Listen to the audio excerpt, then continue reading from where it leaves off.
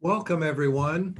We are delighted to have you join us on this, our final evening of our four-part mini-series, if you will, for the 2020 DaVinci Institute Fall Forum. This is following what is the purpose of DaVinci, to be a think tank for creativity and innovation. This is an innovative way to hold our fall forum, which happens every year, but very typically, as you can imagine, occurs in person. And when that does happen, we generally meet from mid-morning to mid-afternoon on campus at one of our member institutions, which was not something that was going to happen this year in the age of the pandemic. So the DaVinci Institute board decided a good way to switch for this 1 year, and being mindful of the Zoom fatigue, which may have set in for many of us with classes as well as meetings all semester long, the board decided that instead of one longer session, it made sense to spread our 2020 Fall Forum out over 4 evenings, which is what we've done. And so we've had very wonderful presentations and events Monday, Tuesday, Wednesday, and Thursday, beginning Monday with our broad introduction to the focus of renewal and self-care for faculty who are surely dealing in this semester and even the end of spring semester and over the summer with stresses that have not been in place normally. And there's a need for some renewal and some self-care. And so we had a wonderful discussion about that in general, and some specifics about how to ease the stress in classes based on structuring a class, and specifically successful student group work when you're in a mixed methodologies environment. Tuesday, as you can see, was a night with a fascinating conversation led by a colleague at Cal State Fresno, Dr. Carie Earnhardt, about teaching visual and performing arts at a distance in this age of the pandemic. And last night was also very fascinating. Dr. Don French from Oklahoma State University, and then Dr. Jeanette Lauch from University of Science and Arts, Oklahoma, spoke about some of the challenges teaching at distance and innovative solutions for doing things like lab work, working with teaching assistants and things of that nature. And so that brings us to tonight, where we are extremely fortunate to have a wonderful panel to share exciting information as well as some ideas that can help faculty in these stressful teaching times. And so I'll not tip our hand too much, and we'll go straight into our program, because we have a very, very wonderful program lined up for all of us tonight. And to start, I am absolutely delighted to be able to introduce Dr. Martha Parrott of Northeastern State University, who is the Assistant Dean for the College of Science and Health Professions, and is also Professor of Mathematics in the Broken Arrow Northeastern State University campus, where she teaches undergraduate and graduate mathematics and math education courses. Dr. Parrott serves as the chair of the Mathematics Education Graduate Program. She created and directs the NSU Mathematics Clinic, which is an outreach initiative to serve the community and the recipient of, and she's also the recipient of several service awards. Dr. Parrott, we are happy to say, is herself a DaVinci Fellow from past years, and was also recently honored as a Woman in STEM for her STEM education contributions in the greater Tulsa area. We're particularly delighted that Dr. Parrott has brought with her some teacher education students from Northeastern. And I'll turn it over now to Dr. Parrott, who will be able to introduce our student panelists as part of her presentation. I'd like to thank the DaVinci Board for the opportunity to tell our story this evening, and I'm thrilled to be able to join you in hearing the voices of actually 5 different NSU Mathematics Clinic teachers, 3 of whom have shared their thoughts through written form and quotes. And we have 2 clinic teachers who are actually here with us to share their story in person. I know that earlier in the week, Dr. Horne, who began our series, talked about how important it is to bookend our days with gratitude. And that's why I'd very much like to begin this evening by thanking the board and thanking each of you for setting aside an October chilly evening to join in together and to think about the heart and soul of higher education. I will share just a few minutes to create context for the voices you will be hearing. And then again, along with you, I'm just very much looking forward to them sharing their thoughts about changes that have occurred over the last few months.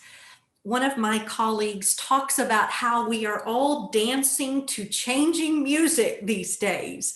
And I think that sort of demonstrates the meaning of the short title we've given to our conversation and storytelling this evening. As we dance to changing music and think about preparing future teachers, we are reimagining that preparation.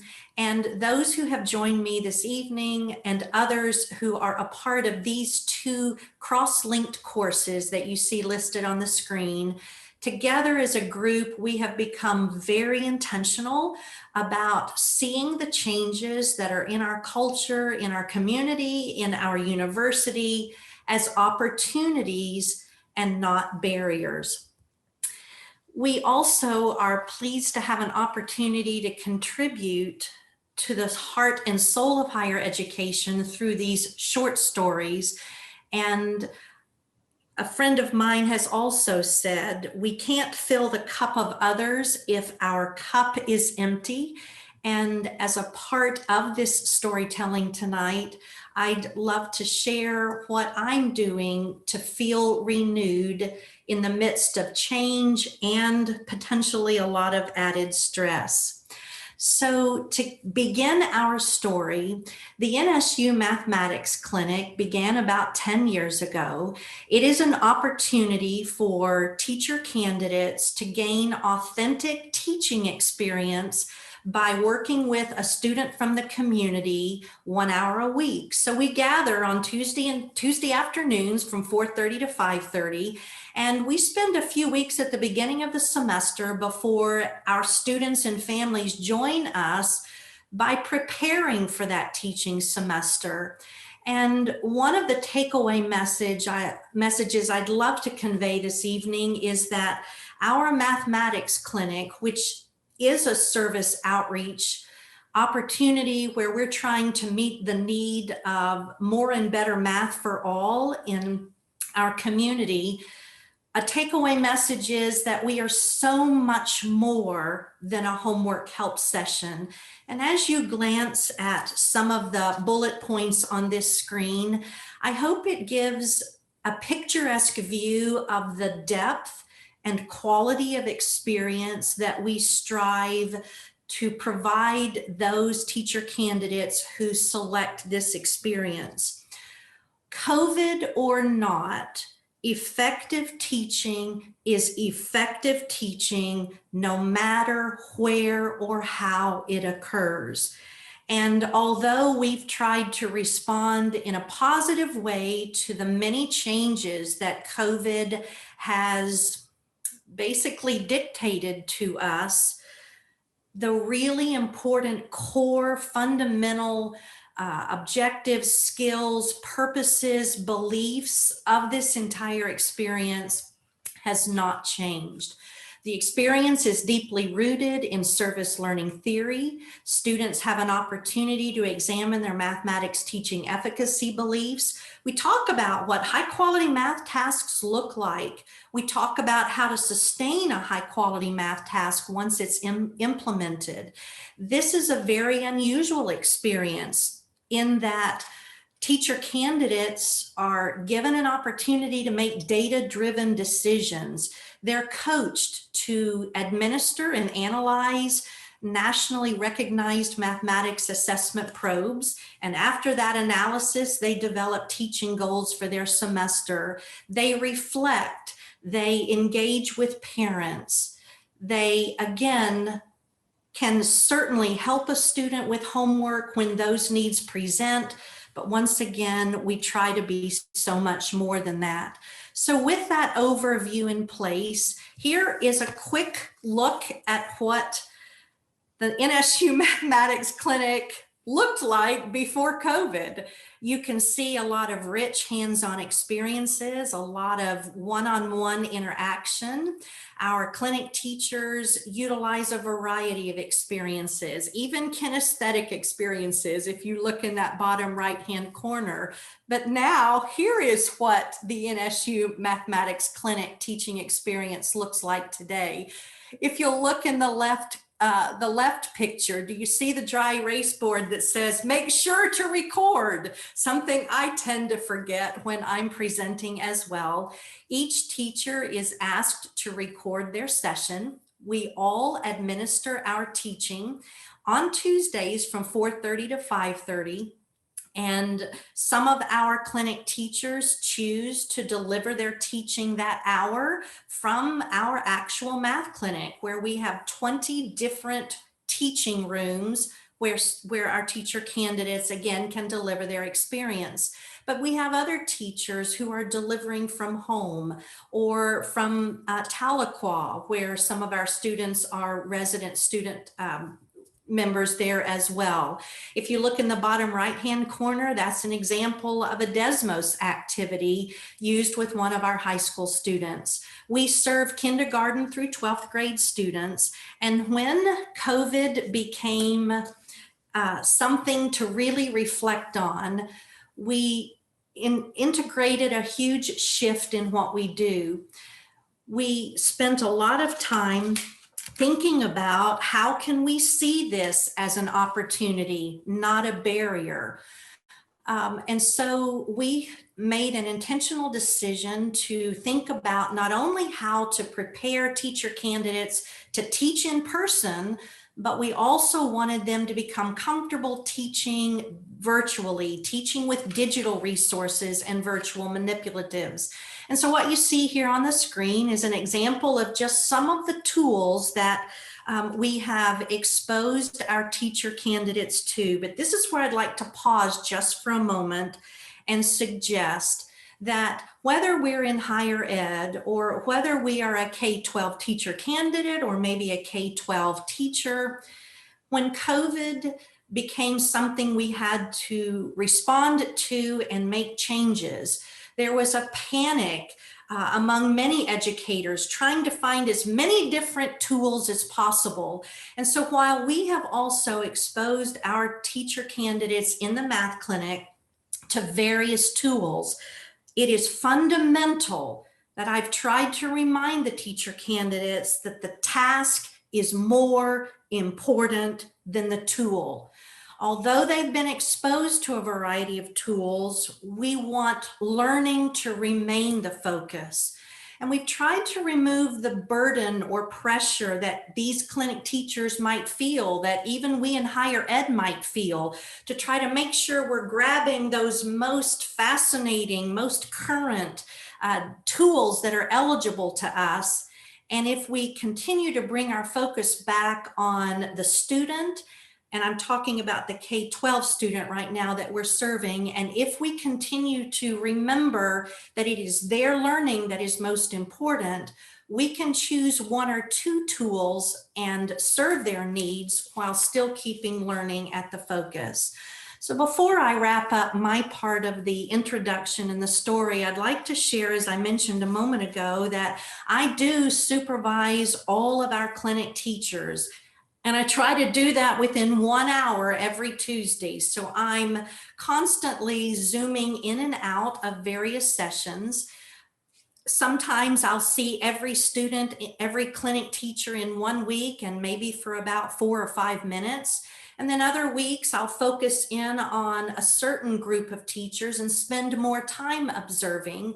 The fact that teachers are recording their sessions allows me to have a more picturesque view of what they're doing as we try to think more deeply about situations that raise questions about best teaching practices. You know, Dr. Earnhardt said on Tuesday, as a part of this fall forum, she said the growth occurs in the valley, and that we're all striving for a mountaintop, but we have to maneuver some rugged terrain along the way.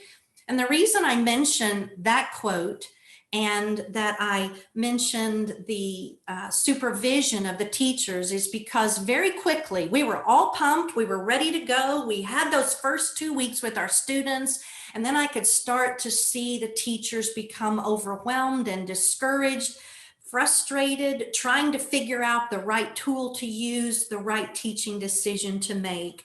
And so we just hit a pause together. And what you see on the screen right now is a message I sent to all of the clinic teachers, letting them know that when I had to make the shift quickly, that it was tough. And I wanted them to realize that what they are feeling is what I was feeling and others were feeling as well, no matter what we're teaching, K-12 or higher ed. But I went on to say that sometimes, no matter how much I planned, something unexpected might occur, but each time I would stop, reflect, regroup, and try again. And I assured them that it got better for me and it would for them as well. This was our valley. This was a valley in our teaching semester. And I'm just proud to say that by week 4, I started seeing huge turning points in our teacher candidates and what they were doing. So let's begin now to start hearing the voices of those who are impacted by this teaching service. I'd like to begin with the parent voice and just convey, as I'm sure you are aware, and perhaps some of you are parents trying to coach your children through online or virtual teaching. Parents feel frustrated, they are seeking help, and it was really encouraging to share this particular voice with some of our clinic teachers when they were wondering if they are making a difference. One parent said, anything you can do is a help, and our parents appreciate what we're trying to do. A lot of people, parents would say, would have given up and not even tried. And so I applaud these clinic teachers for continuing on.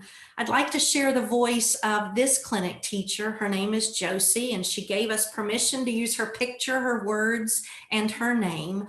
In green, she says, I was very worried about having to teach virtually since I'm not very good at working with technology, but I've learned so much in just a few weeks, and I'm feeling a lot more confident about teaching online. I'm sorry, my annotate has done something to me. There we go.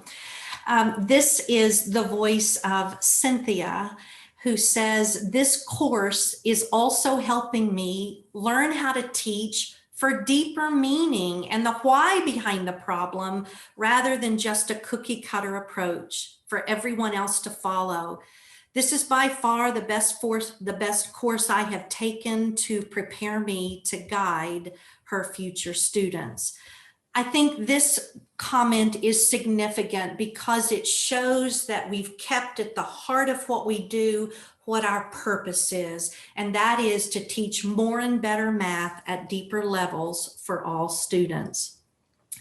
This is a student who plans to teach high school, And she shared with us, the clinic experience has definitely helped me feel more comfortable with students in the desired age range I want to teach. She is pumped, she is excited, she's going to return and teach again in the next semester. And that's what happens often with this experience, that our teachers feel like it's so valuable they wish to return.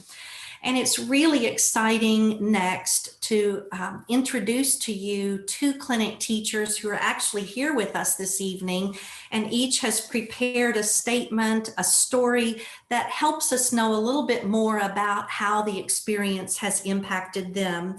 I'll just introduce them very briefly. Anne, pictured on the screen presentation to the left. She has a graphic design background. She's a wife and mother of two. She is hoping to teach middle school math. She is an elementary education major, and she returned to college at the time her children entered college. And she brings just some incredible insights to the whole experience. To the right, it is my pleasure to introduce Amber Quammen. She also is a wife and mother of two, and she has a career, or had a career, in corporate banking and then came to NSU. She also plans to become a middle school math teacher. And so, as not to take away from their comments, I'd like to just conclude my part of the story by answering the question, how do I renew in the midst of frustration, change, uncertainty? And the answer for me is this: my students inspire me. I renew myself by looking at them. When I see their passion, when I see their drive, when I see how hard they work to become all that it is they aspire to be, that inspires me. Earlier in the week, one of our panelists talked about preserving our teacher identity, and that so many, whether in K-12 or higher ed, are questioning their teaching identity and looking at potential shifts in that.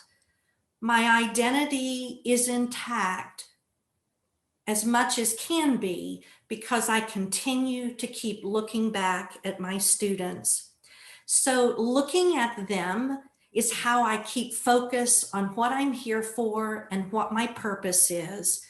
Looking at my students is how I move beyond the valleys of growth that have been required of me. I have virtually had to almost recreate these courses again that are cross-linked in order to be able to continue to deliver this experience.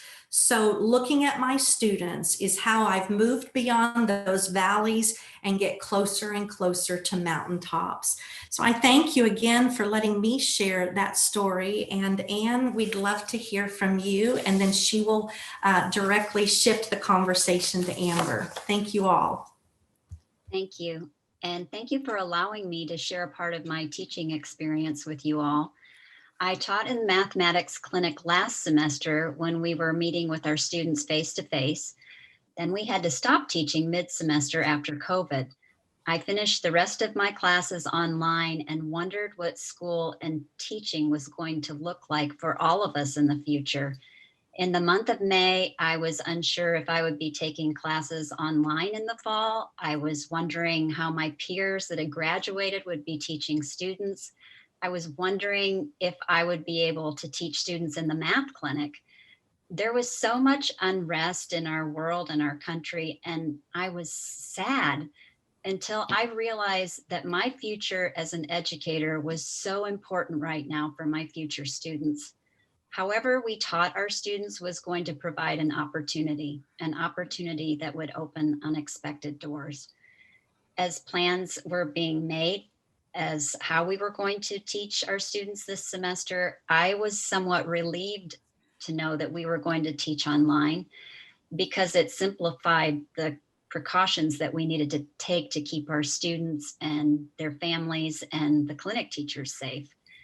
One of the biggest challenges I felt we faced in our math clinic was not only the loss of physical face-to-face instruction with our students, but also not being able to use the wonderful manipulatives, math games, and activities that we have available in our math clinic resource room.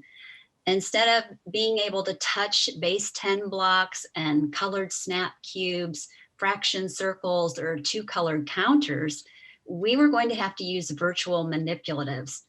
I had to rethink what engagement looked like with my student. And I learned that engagement was not only showing different ways to learn math concepts, but also teaching my student how to use math manipulatives. I wasn't nervous about doing something so different from what we'd been doing because I knew the process was fairly new to everyone. Students, parents, guardians, teachers, we were all navigating new territory together. We are navigating new territory together. And I was really excited about learning how to make it an effective experience for everyone. Because we have a Zoom account from which we teach our students, we can share our remote control and let them interact with whatever screen we share. Sharing this process with my student is engaging. She's using the annotating tool to decompose numbers, draw arrays, and create multiplication sentences to solve a story problem. Is it always perfect? No, but it's not always perfect when we're sitting side by side with our students in the math clinic. During my second session with my student, I was still getting to know her. She was a little late getting on our Zoom session because she'd fallen asleep and her mother had to awaken her. She was a little foggy when we got started. And I had a probe chosen for her that would assess her understanding of ways to interpret a variety of representations of a multiplication expression. It was difficult for her. And the following activity that I had planned was frustrating as well for her because we were using a virtual geoboard to play a math game, and she was not able to grasp how to use that particular manipulative yet. She was also getting a little unwanted assistance from a parent. She was done. I felt a little defeated, and I felt that maybe I'd somewhat failed my student. But then I realized that this was an opportunity to make it better for her the following week. And I visited with her parent after the session to tell her what I had in mind for the following week. And I told her I was very sorry that her daughter was frustrated. But I also told her that it was helpful to me because I then knew what to do differently for the following week. And actually, the quote that Dr. Parrott had mentioned that a parent made was the parent of my student. And her mother said, anything you're doing is something that helps. And it made me realize that our interaction and engagement online is so important, even when it's not exactly perfect. We are still striving to do our best. So thank you. And I'm going to turn the screen over to my peer, Amber Quammen. Thank you so much, Anne, and good evening to everyone. And thank you for allowing me also to share my story with you. I first want to say that the NSU Math Clinic has been one of the greatest opportunities afforded to me in my teaching undergraduate degree. I started the teaching program really wanting to make a difference in students' lives. I started the Math Clinic wanting to be a middle school math teacher, but to be honest, I wasn't really sure if I was up for the task. But during the clinic, I did learn how to do high quality math assessments and then analyze the data and create a learning experience for a 6th grade student. So it was during these sessions with this student, and this was last semester, so we were face to face. It really just changed my mind about teaching. It was a really powerful experience. Our first session, we were really getting to know one another. And in this session, she explained to me that she didn't like math. She didn't like math because she wasn't fast with her facts and she took longer to answer than her friends. And it was just frustrating for her. So after that session, I really paused and thought, this is why you wanted to be a teacher, Amber. So we gathered at our next session and I explained to her about a concept that I was learning about called growth mindset. if you don't know anything about growth mindset, it's the ability to be able to overcome. It's the ability to make mistakes and think deeper and use those mistakes to find a solution that works. So I discussed this with my student. I told her, I said, you know, you might not be fast, but you're coming up with the right solution. You might not come up with the right solution the first time, but you're trying until you make it. And that is growing your brain. Actually, it's growing your brain more when you make that mistake than it is when you get the answer right. And when I told her that, she actually said, really, my brain's growing from making a mistake? And I said, yes. And we discussed these things and we had future sessions, and I could tell each session she was growing and growing more. And then the pandemic happened and we had to stop our sessions. So we stopped that. And then this semester, I've had the privilege to actually have her again. And so when I asked her on her first night, I said, so what is your favorite subject, you know, this year? And she said math. And I just couldn't believe it. It was a complete 180 from where we were last semester. And it really changed my mind about being able to teach math. The math clinic, thinking about growth mindset, we've had to use that in the clinic ourselves this semester. You know, we were faced with obstacles of how are we going to deliver, you know, these sessions that were face to face, how are we going to deliver that online and still have quality? So through the semester, we actually were given the freedom to pioneer a digital setting with our students.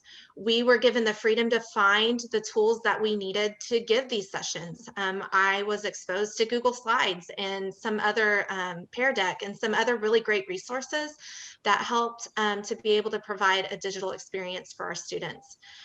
We talk to one another after each session through our Blackboard site, and we're constantly learning from each other. To me, that is the biggest growth mindset that you could have. You know, we're overcoming these obstacles in a time that we're all faced with this. So anyway, we're serving in such a unique time in history. I can say that education as a whole has changed since the pandemics began, and we faced and overcome challenges and how we could still provide a math teaching service for our families. During COVID restrictions, our students are coming in every week via Zoom and having these sessions with us. And it's just been a powerful experience. It's taught me that whether we're in a virtual classroom or a face-to-face classroom, that we can do this. And it's just provided such a unique opportunity for not only us as future teachers, but as our privileged families that we get to teach with. So I just want to say, have a growth mindset. We can get through this pandemic together, and just remember, we can make a difference. One student, one parent, one teacher at a time. Thank you. Thank you, Martha, as well as Anne and Amber, for sharing that information and that take, if you will, on functioning in the different teaching environment right now.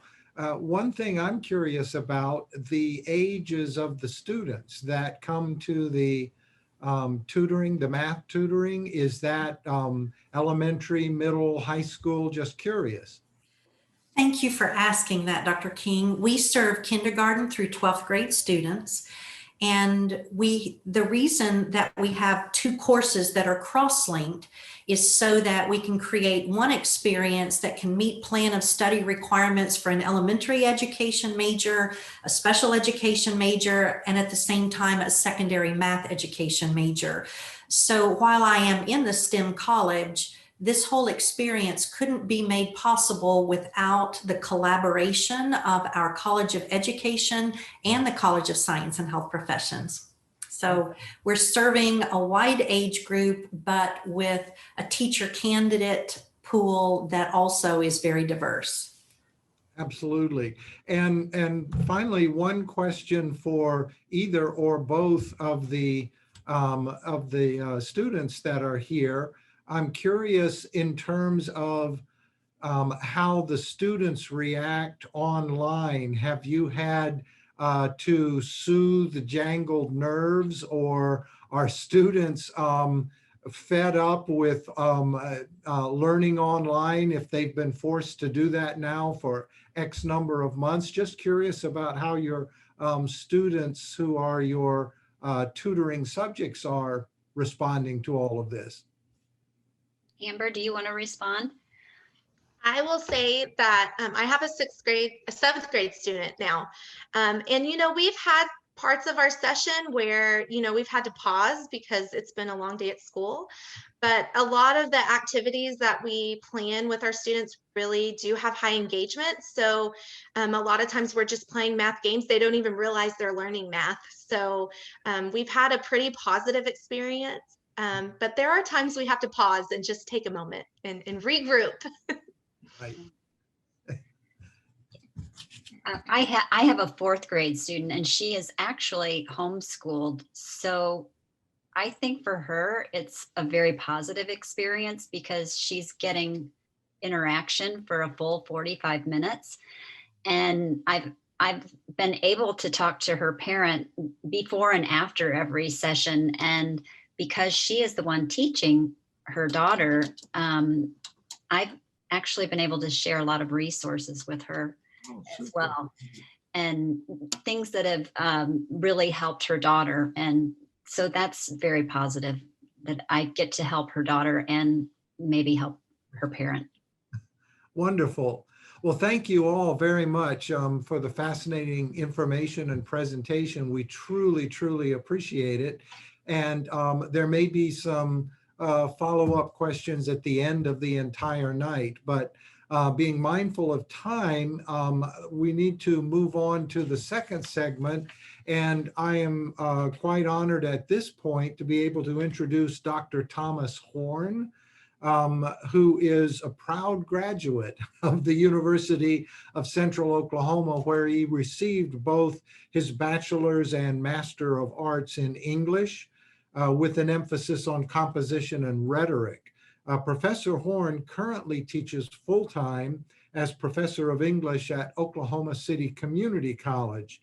He lives in Oklahoma with his husband, J. David Macy Jr., and their three cats, and pay attention name-wise, Bert Lancaster, Mildred Pierces, and Elvira Whiskers of the Dark.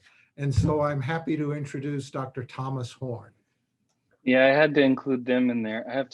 They're not happy with me right now. They're in that cold house with no electricity and have to go home to them. So yeah, have to include the cats.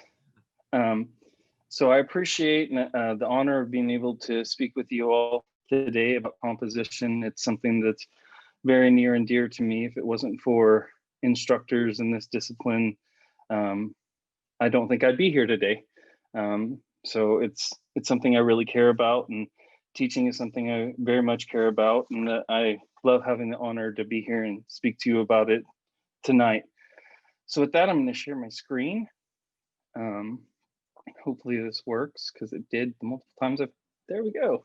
Okay, so I've titled this presentation Pandemic Pedagogy, which of course by the description on the bottom I stole from a Facebook group that I'm a member of. And I did that on purpose because it works in with what I'm talking about. Connecting with people is important for instructors. We do it all the time, conferences, just grouping up with people of like minds and different minds in our everyday work. But during the time of separation that we're currently experiencing, it's not as easy. At OCCC, we're not meeting in person on campus. All of our instruction has gone online. So it's hard to do it. And so it's really nice to have the experience of networking with instructors through groups like this Facebook group that I mentioned, Pandemic Pedagogy, and also through faculty development on campus and off that's still being hosted. I participated in quite a few of these groups, like through publishers and different organizations. I did one with Hawks Learning, which is a great resource, over surviving overload, which is a great one. I actually presented that one, so that's a little plug. So this is a really good thing. But before I go on, I want to say something so it doesn't appear flippant. I know that a lot of people, due to COVID, have been affected very drastically. It's a very serious thing. I know people that have lost those very close to them, or even if they've endured a virus, have very long-term effects of it. So it's not something that I take flippantly, but I do integrate humor into my presentation as a way of coping, because I do believe in the power of humor to heal. So in the next slide, I do have some images that are shared from the Pandemic Pedagogy website. And of course, I love cats, so they're integrated in here as well. Some of them are about affirmation. Some of them are about ways that we feel sometimes. I like the one with the projection that just happened to have help on the forehead of an instructor. I think we've all been there, maybe even perhaps before COVID-19, when it comes to technology at times or other things. That is not my cat, but my cats have looked at me like that when I'm recording lectures or at home a lot. When are you leaving? We do things when you're not here. You need to go now. I've had plenty an adjunct that, because I do have a certain classes that I'm in charge of revamping or doing things for, contact me with questions like, where the heck are all my students? And it turns out they're not staring at the microwave, but they're staring at something pretty close. And I have to troubleshoot things for them. So, and sometimes when they talk about reopening school and doing things like that, their plans seem to be something like that image with the Mentos and the Coca-Cola. And I just think, how is this going to work? So, and at times the isolation of teaching online does seem like the picture at the very top, you know, out there all by yourself with no connection. So I just thought some of these images that were shared were pretty on the nose, and I wanted to share them with you. And I do have the slides for all of these and more detailed slides that I will not be showing in my live presentation, with more detailed information that I can share. My email address is at the final slide for this. So if you would like them, please let me know, and you may email me or Jeff, and they can get those to you. So some of the things that I'm going to touch on during this presentation are policies and resources, and changing what we can to help ourselves and our students. The specific things that have helped in my courses and helped others that I work with are things like late work, technology, attendance policies, and including expectations. They make really drastic changes in student perceptions and performance, and can lighten the load of instructors. So real quick, I'm gonna quit sharing so that I can be on camera. Oops, I didn't do that right. Oh well. Let's see. Quit sharing. Well, or I'm not. There we go. Somebody help me out. So the first one is about light work. A lot of times with traditional policies that we include, if we have control over them, we just say something short and to the point, or no nonsense, a lot of the times, as in there's no late work. And we think that that's simple and no nonsense, but a lot of times it's a hurdle for students. I don't know about you, but a lot of my students have a lot going on, even before the pandemic. A lot of the students at OCCC have full-time jobs, they have children, they have families, and just a policy that says no late work accepted can come across as pretentious, not understanding the background of the students and their situation. And when you recruit students and you tell them that you understand where they're coming from and that you're going to adapt to them, and you sell them something as a package, and then the policies don't reflect that, you're misleading them.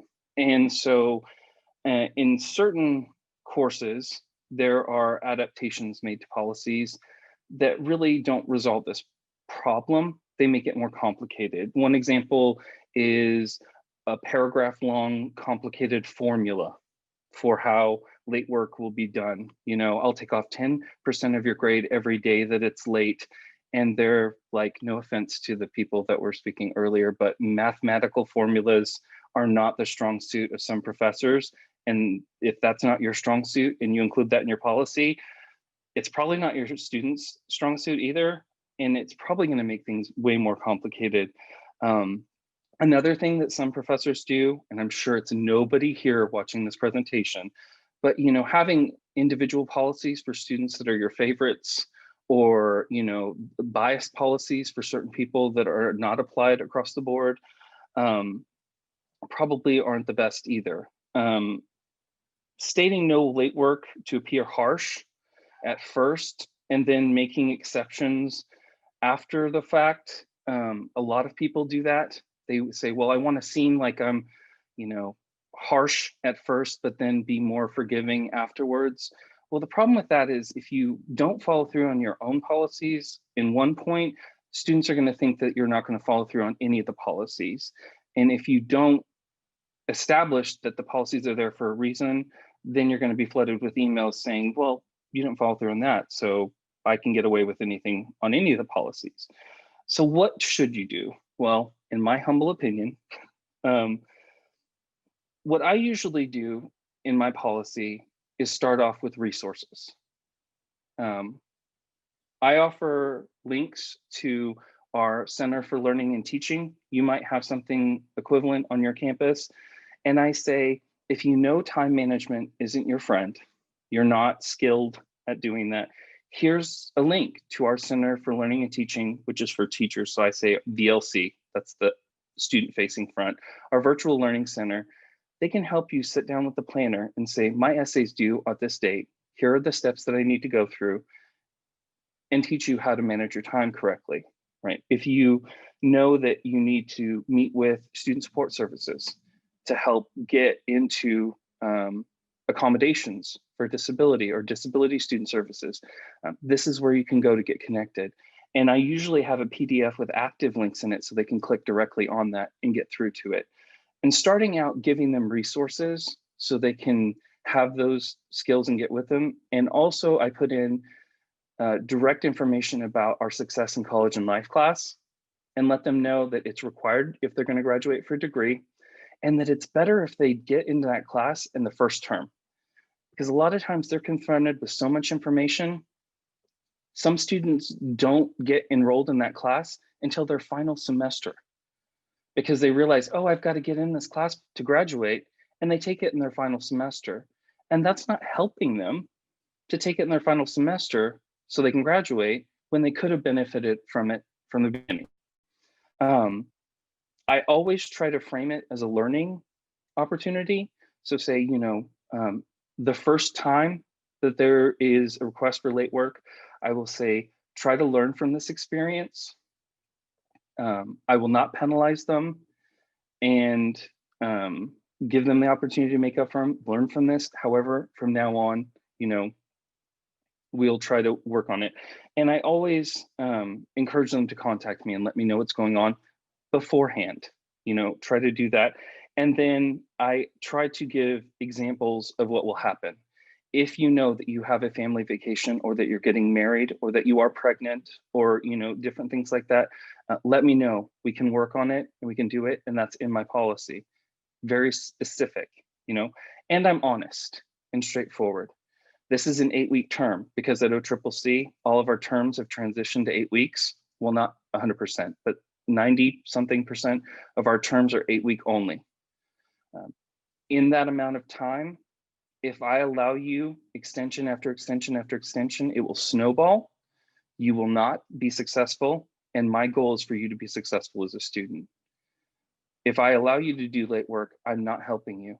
I'm not making things better for you. I'm making it worse.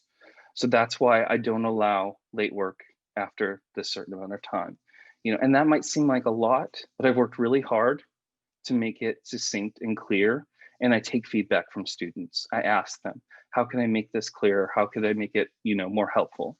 And so with something as specific as late work, that's how I try constantly to improve it and make it better. And I work with the Center for Learning and Teaching about, best practices and everything like that. And sometimes we don't see eye to eye, but we have that open communication. And it's whatever works best for you, of course. We're all going to have disagreements and everything like that, but that's what's worked best for me. As far as technology, I love technology. I'm like a tech nerd, with one caveat when it comes to my classes. When it comes to my classes, I'm very protective, and I have a very simple rule. If technology is going to come into my classes, it has to fulfill two criteria. It has to make life simpler for me and for my students, and it has to be something that is not a burden for them financially or add to their workload. And I found a few examples that are successful for composition specifically. One of them is called Veed, VEED.io. I find a lot of times with Zoom, it's very limited when it comes to accommodations and what is it called? Closed captioning. Has very few customizations that you can do. And one of the things I like about Veed.io is you can move the subtitles anywhere you'd like. You can change the font. You can, it does auto transcribe things up to 4 hours every month. And if you don't use it during the summer, those months are cumulative. You can, I pay for it myself. It's $30 a month, but it more than makes up for how much easier it makes my life. And you upload the videos, it's all web-based, it's web hosted. I can take the media kit provided by OCCC and make a title page with their logo. I can put a little, watermark on it. And again, I can, manipulate everything and move it wherever I want. So if I don't want it to block something that I'm showing on my screen, it's fully customizable. It makes my life easier. It makes things easier for my students. TechSmith Snagit, SNAGIT, is another one that is provided on our campus for free by the Virtual Learning Center or the Teaching and Learning Center for Teaching and Learning. They have rooms that are accessible to instructors after hours, even after 8 to 5. You just put in a little code and you go into these rooms. They have microphones and computers, and you can use it. It's for explainer videos. You can make panoramic screenshots. You can, just select an area on a window and you can say, just click on this and do this. It's so much easier than a lot of other complicated ways of doing things. And it's very cheap and affordable. They also make Camtasia, but I like Snagit a lot better. You can also control whether the camera, the screen showing. It's really, really simple. Other examples of things that are underutilized, I feel, by a lot of people that are built in and a lot of people aren't aware, are in Turnitin.com. Or Turnitin, the integrated things. A lot of times when Turnitin is integrated into an LMS, people are unaware of a lot of the features. A lot of people know about ETS selecting things in the Turnitin window, but they don't realize that there's a full writing handbook that those comments are connected to, and don't tell students, those aren't my comments, but if you click on those comments, it's connected to a writing handbook that's provided there that you don't have to pay for. And you can let that do some of the teaching for you that you don't have to do a lot of remedial work for. Another thing that's integrated into Turnitin is PeerMark. And I use PeerMark for peer review. It's really great.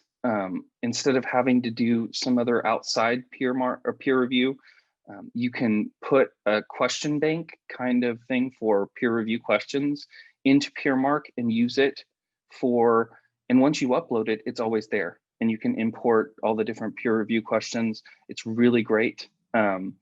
Once it has a kind of steep learning curve, but once you learn how to use it, it saves a lot of time. And once the students understand how to use it, and you can use TechSmith Snagit to make a little learning video on how to do it, it's really helpful.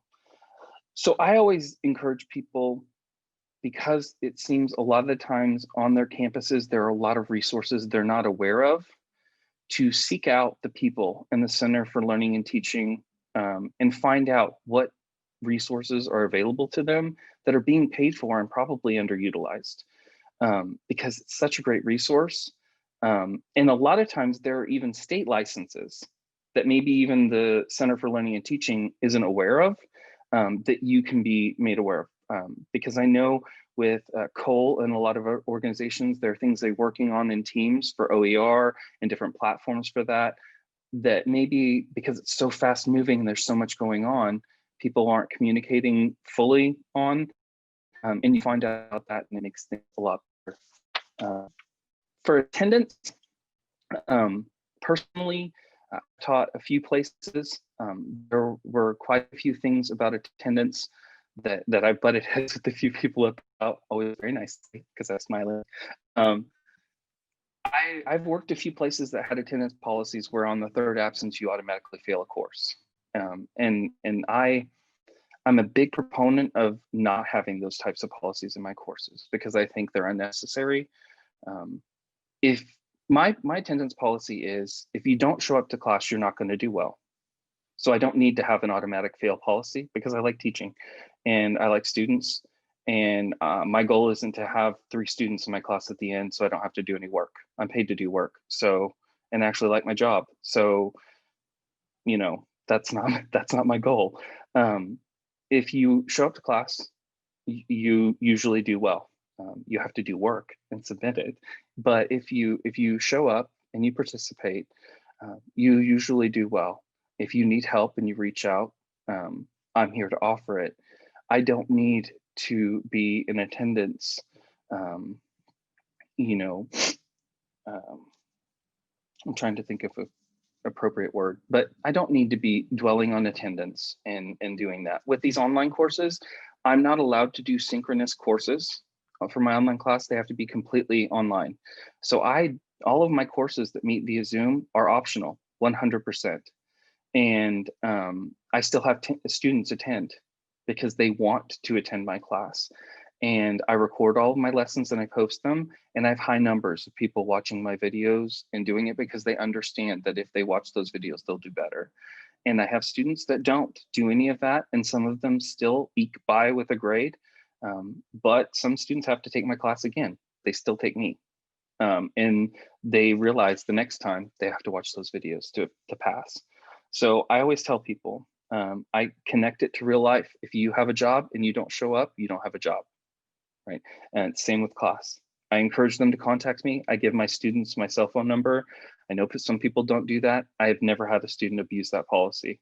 And I'm human with them, and I expect the same from them. So that transitions into the section on expectations. I publish in my syllabus what students can expect from me and what I expect from them. I always make sure that in my section, there are more because they're paying me. And I know that's probably not a good philosophy. Some people are against that, but I say I have more expectations of myself than of you, usually only one. And I label them clearly. And of course, in the slideshow that I can send you, those are very explicit, but I always say that I will learn the name they prefer to go by and I will use it. I'll be on time for my office hours. I'll return papers to them quickly and I give them a very specific time. And if I ever have to go outside of that time, I will explain to them why. I will show them respect and I will let them know when I realize that they're not participating and engaging. I'll reach out to them and contact them. And I'll make them myself as available as possible within reason, because I do try to give them the illusion that I have some kind of life. I mean, I have 3 cats. I can't have that much of a life, but, and what I expect to them, it's usually a parallel. I expect them to respect myself, me and the others in the class. I expect them to be on time. I expect them to participate, those types of things. And that's just the parallel that I do. And then going back to the presentation, the second thing I have is a little blurb and ad about OER. We transitioned to 8-week terms. We transitioned to all OER text for composition. We did a Title III revamp and a few other things, all at the same time COVID was happening. That's why I did a presentation over surviving being overwhelmed recently. But here are some of the benefits that I've realized while we transitioned to OER. First day access for the text, Creative Commons. We made sure we got a text that was Creative Commons, had open license for everything, so we could customize it to our needs. We could update all the URLs to resources at our library and technology for our courses. We made sure that the OER resource we had was quality content. I know a lot of people say that there aren't resources to quality content within their disciplines. I would highly encourage you to seek out the multitude of resources available via OER now, because while a few years ago that might have been true, nowadays the amount of content that's produced that's OER in all disciplines is just mind-boggling. There are so many grants and resources facilitating the development of content, and the quality is just through the roof. The affordability, OER, I tell my students, it's a PDF, it's in our course from day one. The only cost to you is if you choose to print it. And even then, we have resources on campus that allow a certain page number of printout daily. So if you want to start now, by the end of week 2, you could have both books printed out. So it's up to them. There are integrated assignments in our text. For my course, I choose not to use them because I have different resources available for the assignments. And again, the options are available and growing constantly. And if I know there are some plans in the pipeline to have a collaborative effort in the state to develop even more. So that's just a great resource, I think, that's available. These are links that are available in the slides to the 2 texts we currently use at OCCC. So just a few final thoughts, and I'll go through these really quickly. To teach and take care of others, like Dr. Parrott was saying, we must take care of ourselves. Some things are out of our control. We must focus on what we can control. Students didn't ask for this, but neither do we, and we're in it together. So we have to think about it that way. Advocate for students, but also advocate for ourselves as well. You know the college now. You know the power of knowledge. This one's really good for me. Learn the power of no. I learned that one really fast. I'm not tenured.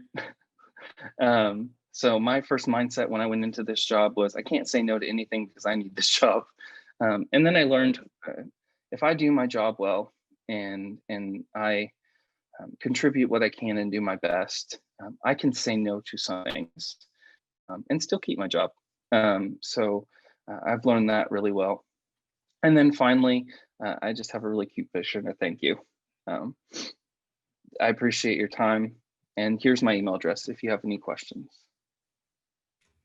Thank you, Dr. Horne, very much. Those of you that have been watching chat have realized that we have posted links to several of the resources that Dr. Horne had mentioned. And just one very quick question, mindful that we need to move on quickly. The VEED.io resource that you mentioned, Dr. Horne, that is something that allows you to close caption video, as I understand, but you can move where the words show up in the video so that they don't show up on top of something that would otherwise then obscure something that you want to be sure the students see. Is that the main way that you use that? It's the main way that I use it, but it's video processing software. So it can be used for a lot of different things. Excellent. Thank you. Well, at this time, it's a great pleasure to introduce Dr. Vaughn Underwood from Cameron University, who will give a brief introduction of Dr. Carie Schneider there. As you noticed in the range of discussion this evening, it includes education as well as liberal arts. And so, Dr. Underwood, I'm happy to turn things over to you now to introduce Dr. Schneider.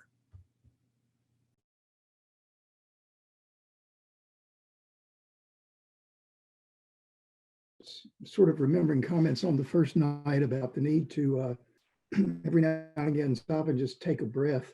It would be really great to get this group of people from these institutions together someplace, maybe with some people from some other institutions. I think it would be a very joyous kind of working day where we just shared information and opened out some of these new tools and different options and things, and detail and got some experience with them.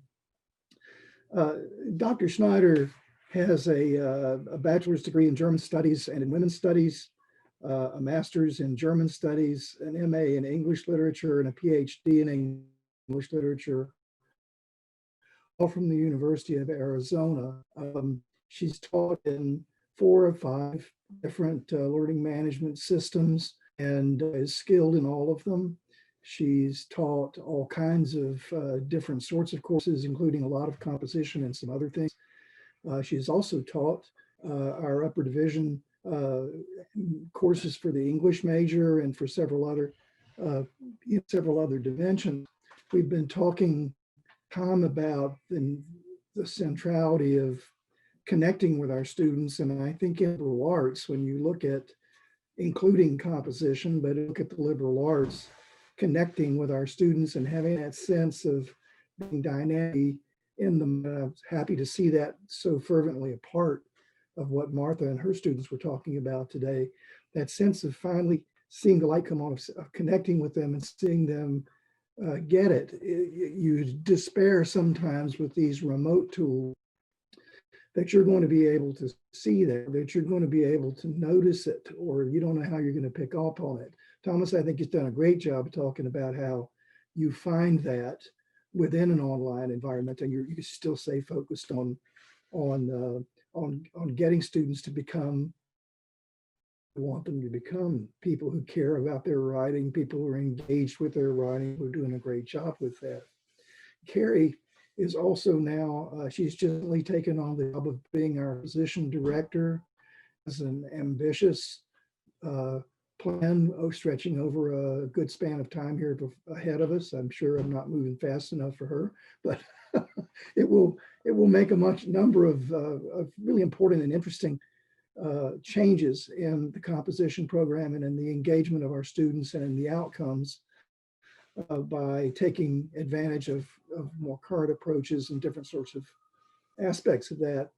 But also, when we went through this at Cameron with last spring and then this fall, Carie was, in my mind, at the very forefront of the faculty members who came back, for example, in the fall and said, look, I have to do what is going to serve the safety and the education of my students.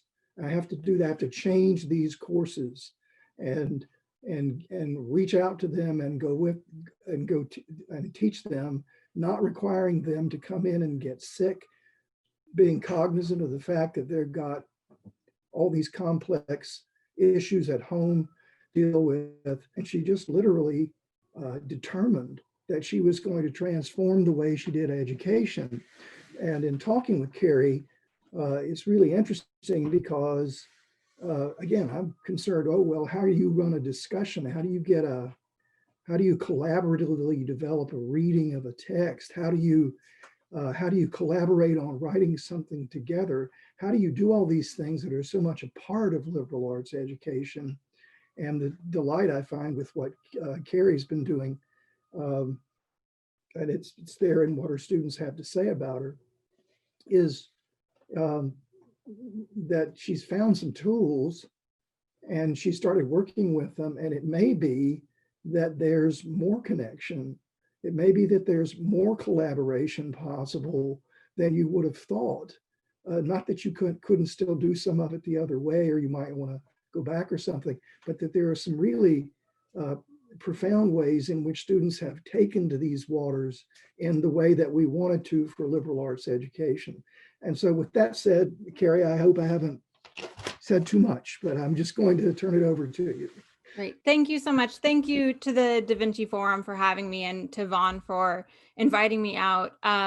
in the awareness of the progressive lateness of the evening, I'll keep this very brief, but I wanted to share some examples for how students can collaborate, how we can still have togetherness even while we're apart, and how to actually do reading in a very reading intensive course. So I'm going to offer you the example from an upper division literature survey course that I'm teaching this semester, and how I organized that course so that they could do a very reading heavy course and read together and have those conversations while being apart.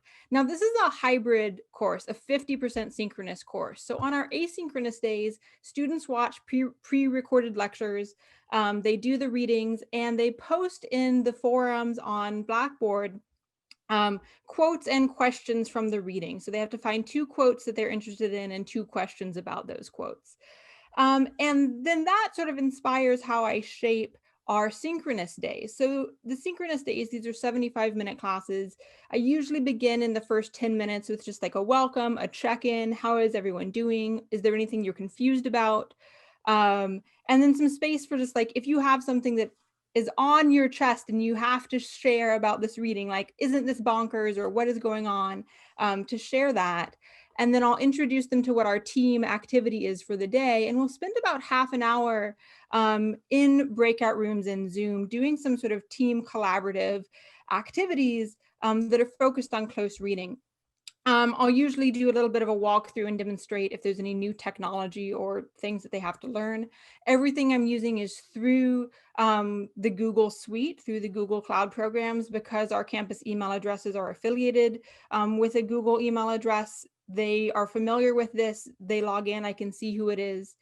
And so I want to show a couple different ways that we would do these breakout rooms. So I'd introduce the class, break them into these groups. We do this group work for about half an hour, and then we come back and share our findings. And there's a couple different ways you can do that. I'm going to share my screen and show you some of them.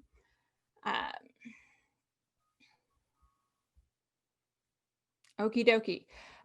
So one of the first things that we can do is you can do stuff in Google Slides. And so in this instance, I broke the students into 4 breakout groups, and each group had a specific task assigned to them. I had pre-built this Google slide with the front page and with individual slides that had the group name and what their concept or their theme was. So we were reading these 4 different examples of texts that we were calling rhetoric of resistance, and they were looking at different rhetorical strategies. And these were based on things that people had started noticing in the discussion forum already in the asynchronous days. So one group was in charge of finding examples of building coalition or common ground, and I added in just that title and this instruction. All of this here was written by the students, right? So I would say find and list examples of this rhetorical move and explain why and how these examples are rhetorically effective. And so each group had a slide that they worked on, listing things from the text that they read, some of them copying and pasting direct quotes, some of them just sort of, listing things in summary. But we'd spend about half an hour in this. What's great about a cloud document is I can watch the students add things to the slides. So I don't have to be in every breakout room, but I could see if one group was working a little bit more slowly in their slide, that would maybe be the breakout room I should pop into and check in on them and see like, hey, are you guys okay? Or in group 1, I was like, you guys can have a second slide if you have that much text, like it's okay. You want to add another slide? And they're like, no, we'll just make it smaller. We'll make it fit. A variation on this Google Slides version, rather than having each group have an assigned task, is you have groups and then I gave them some options. So in this week, we had read a series of 4th of July orations, including Robert Owen's Declaration of Mental Independence, in which he's sort of introducing his communal experiment, New Harmony, as well as Frederick Douglass's What to the Slave is the 4th of July. And so I gave them an instruction slide with 2 options. One, imagine you are Robert Owen and you are starting a utopian community. Draft or outline the speech that you're going to give to express your community's values. Owen's speech famously declares a hydra of evils that his community is going to reject. And the option B is like you're giving a 4th of July oration in the style of Frederick Douglass or Robert Quinney, arguing like the project of the American Revolution is yet unfinished. And like, I let them be creative. I recognize that at this point, this week in the semester, it was rough. They were having some heartache. I think this was like week 7 or this is week 6. It was rough at that point. And this lifted my heart to see my students on their own. This was all the instructions I gave, and then there are a bunch of blank slides. Group 1 created a utopia, and they found images online and pasted them in there. This all happened in 20 minutes. This group created a utopia against like in inequality in gendered cost of items. Another utopia, they found, I did not tell them to find clip art, and they went out and found it. And they created these beautiful societies that I would personally really like to live in.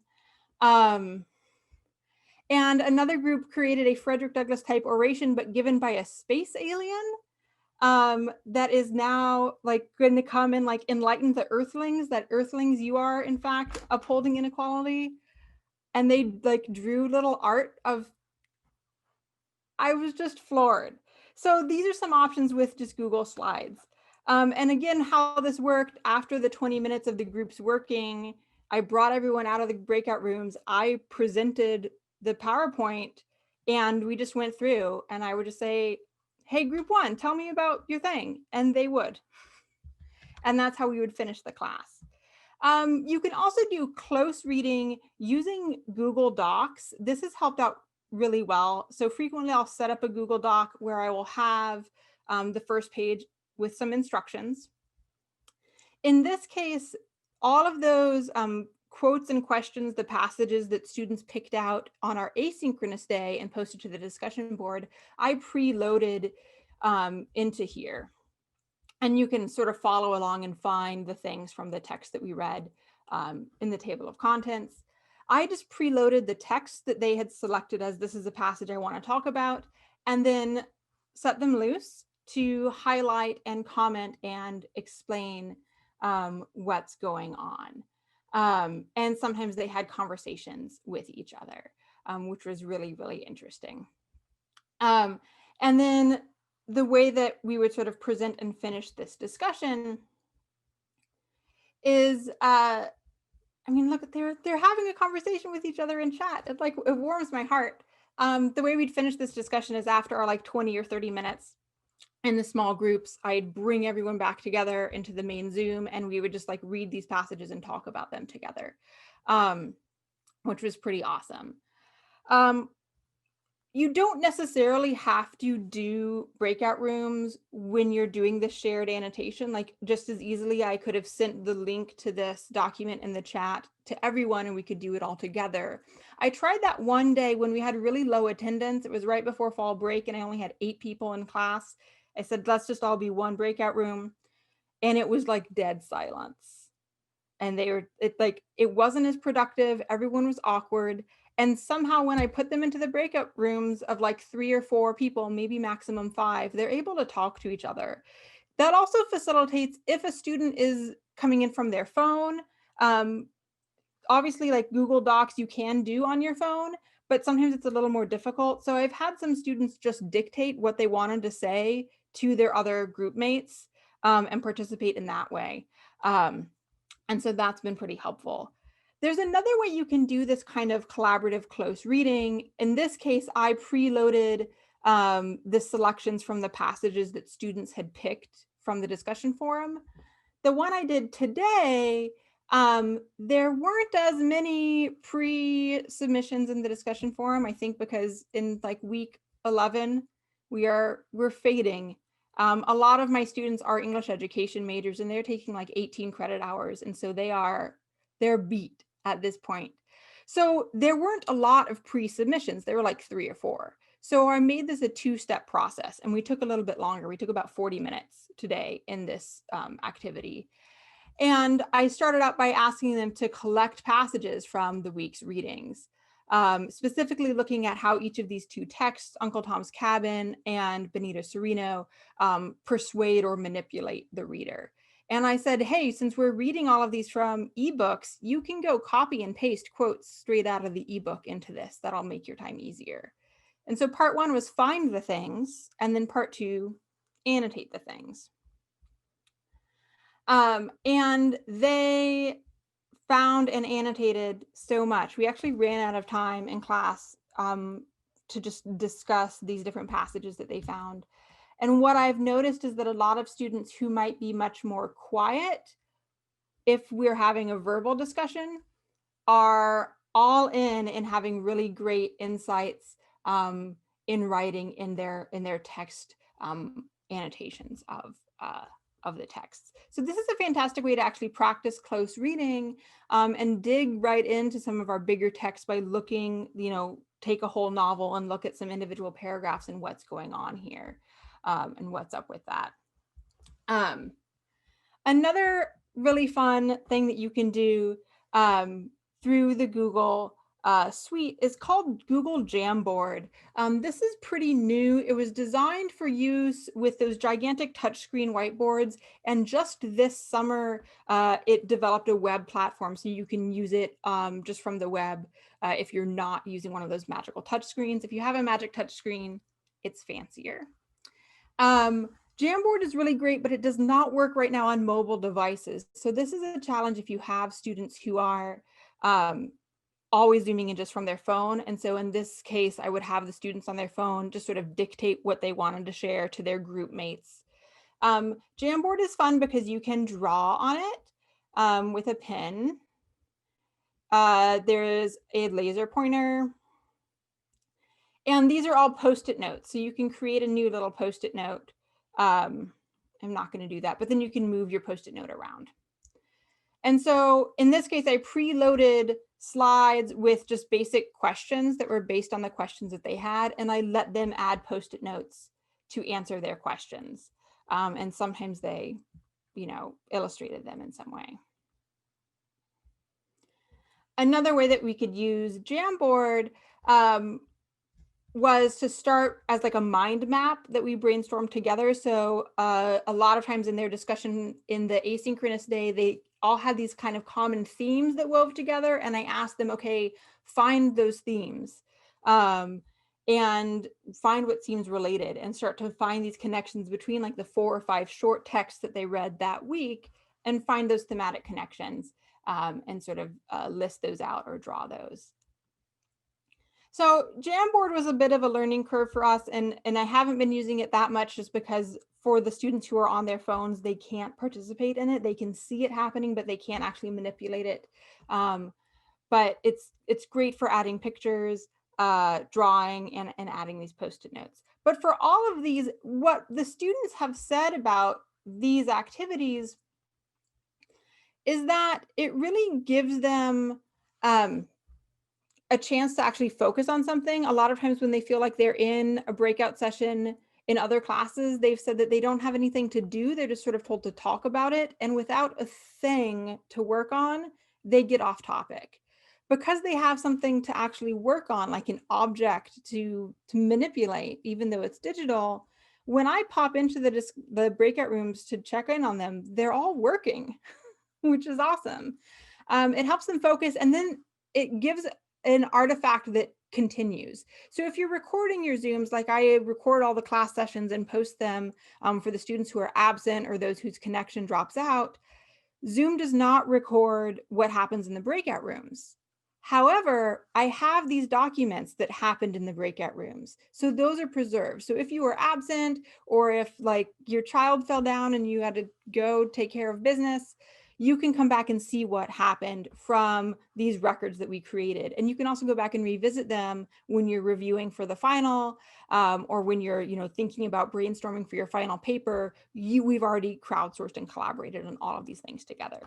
So yeah, I think it's been a great opportunity to do stuff that I had not thought of being able to do in the classroom. And some of this I absolutely, when we're back face to face, I'm going to get our Chromebook cart into the classroom and do some of this together, because especially the collaborative annotation I'd done before on like passing around pieces of paper and having them highlight and write on it and pass it around a circle.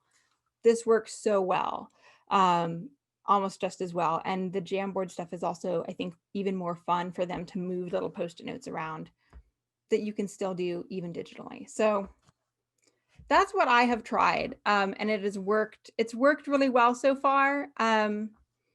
And there are definitely still ways that we can use technology to be together and to read together in ways that I'm just so impressed by these students and their, not just their willingness to try new things. They've been really game for like, here's an experiment.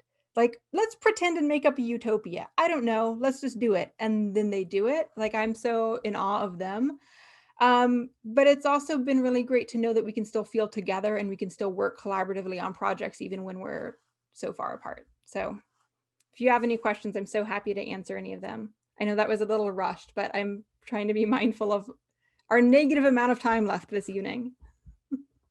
Yeah, thank you, Dr. Schneider, very much. We do have a question, and it is this: do you set up the empty slides and email a link before class or when breakout rooms begin? Interested in the timing and how you give students access. That's a great question. What I usually do is I set up the empty slides before class. I'll post the link on our CMS on Blackboard. And then when Zoom class begins, I post that link in the chat to make sure everyone has it. And I will frequently also share my screen before I break them into rooms and sort of show them the instructions page, ask if there's any questions, show them how to do highlighting if it's their first time trying it. Excellent. Thank you very much. This was fascinating, and we do have a link to Google Jamboard. That is probably new to many of us. Just very much thanks for this wonderful presentation from all of us. Thank you to all of our presenters. A quick reminder that all of these sessions across all 4 evenings of the 2020 Fall Forum have been recorded. We will closed caption them and make available the links so that our DaVinci board member representatives at all the campuses can share those links out, and they will be at a publicly accessible website for everyone to view, because you may want to go back and review some of the processes or the tools that have been mentioned across the course of so many evenings this week. So I will draw to a close what is the final night of our very successful, innovative way to do our 2020 Fall Forum, with much gratitude to all of our presenters and to all of the attendees, some of whom have also had to deal with no power, trees down, and all of the other things of the recent ice storm. So with thanks to everyone, we bid you all a very fond good evening. Goodbye.